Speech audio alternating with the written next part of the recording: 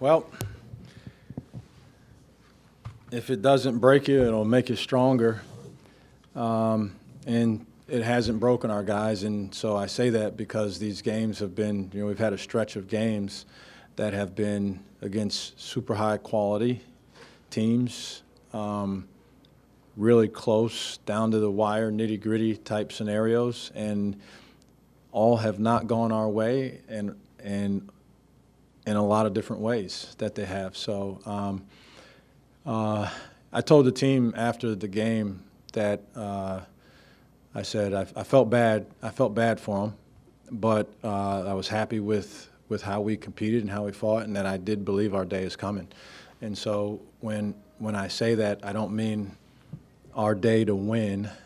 Obviously, it would entail some of that, but I think our day where we recognize what it is that really prevents us from handling some of these games in a way where we win. When that really happens, when we really acknowledge and figure that out as players, then I really like what our group is. But we got a good group of guys. They continue to play extremely hard. They want to win badly.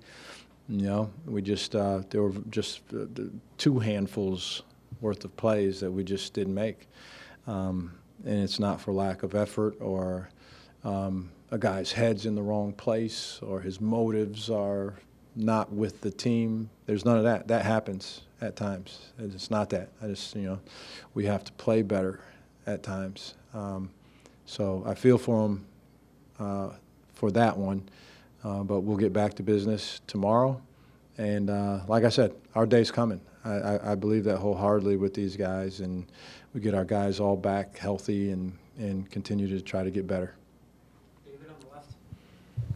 Lamont, you guys are trailing, I believe it was 14 with 9 minutes to go, and then all of a sudden 19-5 run.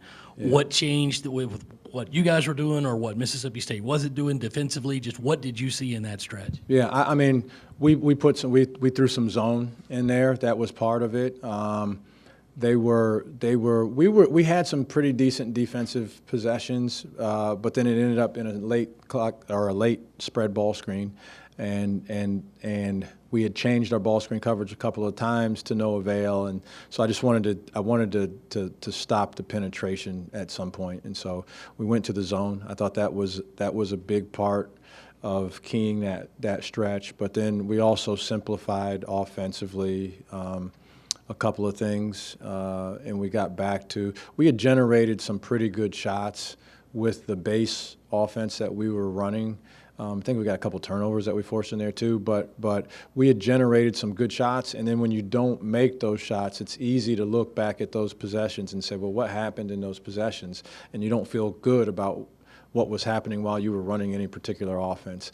We got back to that. It continued to yield some good situations for us, and we paid it off in those. So I think that was, and then the crowd got involved in it, and we got a great crowd. We got a tremendous fan base that I'm really grateful for, and our players are grateful for. And so to think that didn't impact what our guys were doing out there would be foolish also. So. Thank you. You mentioned the little things that you're not doing, and when you think about this game and so many little things that you just didn't do, Pringle losing the ball out of bounds on a fast break, and passes going through people's hands, and offensive goaltending, all these things take away points. Is it, in your opinion, possibly with the losing continuing, just the guys trying too hard, pressuring themselves too much to try to make that play, and it's somehow affecting them? I don't know. I don't think so. The reason why I would say that is because we've had a string of games where, that's an abnormal play.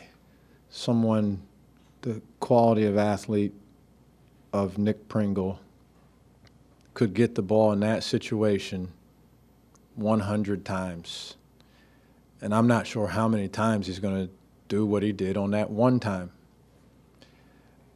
There have been a lot of those. So I think individually we have to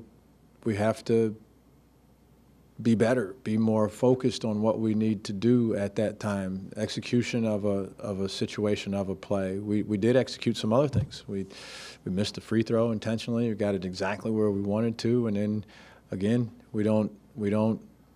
It's like 95% of the way there on that play, and except we don't get anything out of it.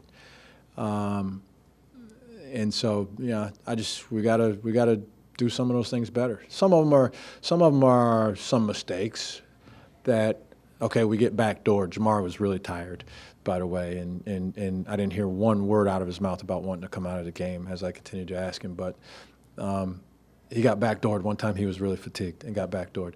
Okay, there's those things, and then there are the things that are kind of abnormal, like Nick's situation, or the goaltend, or there was another goaltend earlier that affected points, or we bounce pass to a guy on a back door and it seems to come up to a place where he could catch it, and we don't catch it.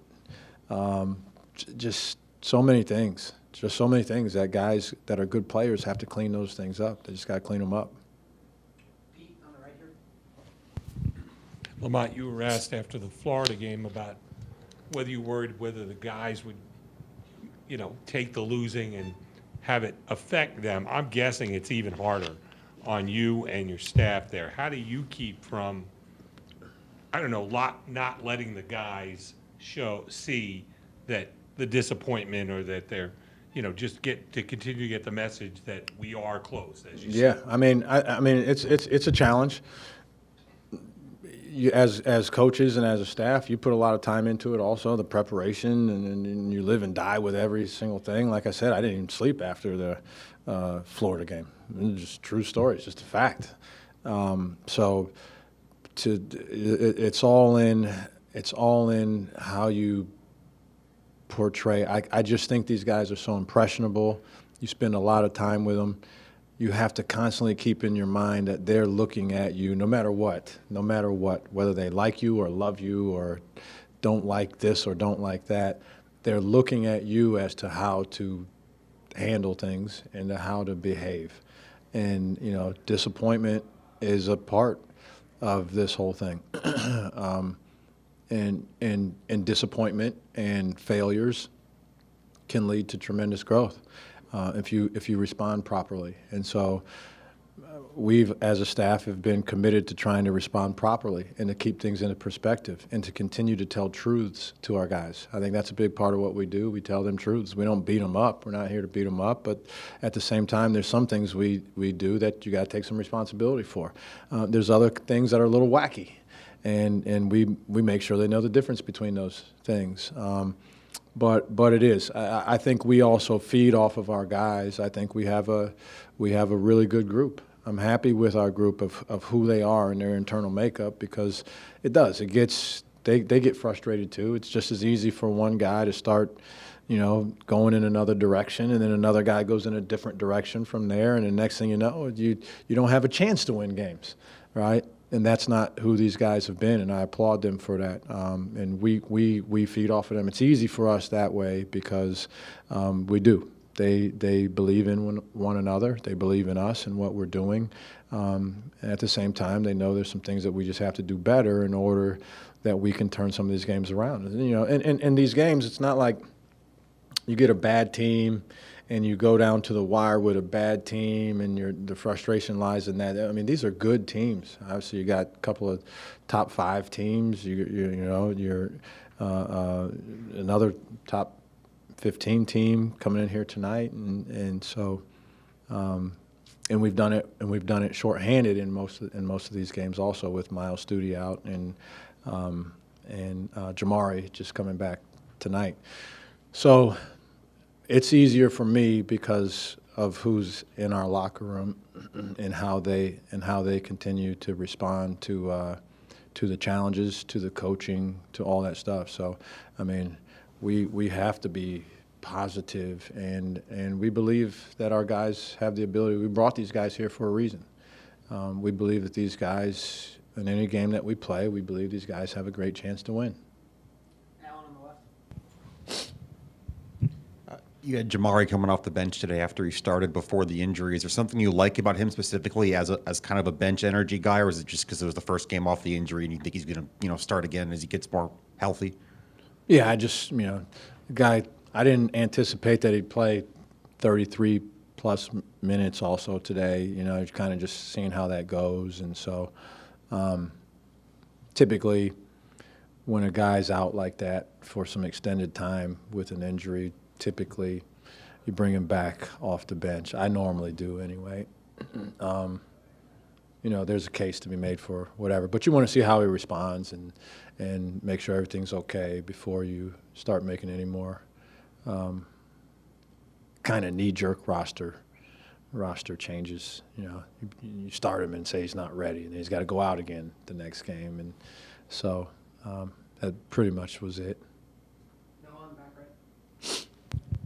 Coach, you were talking about the makeup of this team and getting through this period. After the Florida game, Colin told the team, afterwards in the huddle, hey, we're not losers. After this game, he told the team, hey, this is better than the last game. We're moving in the right direction. How important is having a leader like Colin when you go through a stretch like this? Yeah, it's really important because the guys, they know someone writes me a check to do this, and so that it's my job to say things to them. Now they know I also believe in them and I love them. They understand that at this point. So what I tell them is what I really think. But I think the impact comes, tenfold if I would just make a guess when it's players saying something versus any one of the coaches saying something. So to have a guy like Colin, who is extremely productive as a player, incredibly unselfish as a player, plays his guts out at all times. Here's another guy that's got a really painful injury to his shooting hand thumb. And so it's not just shooting, it's passing, it's grabbing rebounds. And I never heard for 1 second that this guy may not play or that any play that he didn't complete out there happened because his thumb is extremely painful. And I think our guys know that. So when you get a guy like that is, and he understands, he's around every day. He was also around a lot of winning last year, and I think he probably sees how close this is to getting where it needs to get to. And so he wants to get there and wants us to achieve that. And so he has some really good things to say. He's a positive guy. He's a good leader. He's a good player. And so it's very important to have those guys because you probably got a couple of guys that could be influenced any which way. If he was saying negative or doing negative things, they probably would be influenced that way too. So your locker room is going to go the way that your leaders and best players send it to, and he's saying and doing all the right things. Last question, Jack in front. You guys are finally able to get Oku back. How happy are you with having him here finally, and what do you expect from him the rest of this season? Extremely happy to have him here. He's a young man that's anticipated he was going to be here a long time ago. It just never worked out that way, and jumped through a bunch of hoops and all that. So he seems really excited about being here, so we're excited to have him here. As far as expected, it'll be great, especially for practice. And I think he's still getting the final eligibility in terms of being able to participate in games. But at this point, that's also very difficult, just being completely transparent. So my expectations as far as that go are that he will enjoy spending time with the guys that are on the team, getting to know them, carving out his niche individually, putting on a pair of shoes and practicing with his teammates, which he hasn't done yet. My expectation is that he'll enjoy all those things, college life, meeting new people here, and thrive. I mean, really, that's the only expectation I have for him. I'm happy that he's here. But from a basketball standpoint, he hasn't done one single thing, so it's hard to say what any of that would look like. Thanks, Coach. Appreciate it. Thank you.